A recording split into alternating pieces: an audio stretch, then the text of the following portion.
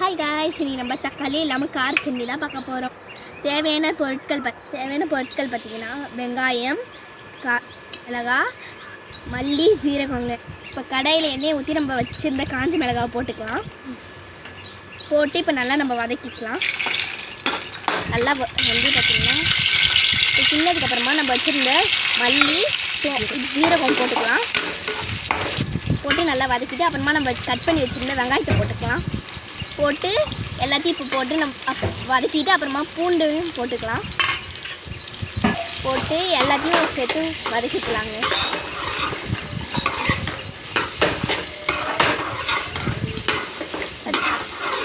இது வதங்கினதுக்கப்புறமா ஒரு துண்டு புளி, வெல்லம் போட்டுக்கலாம்.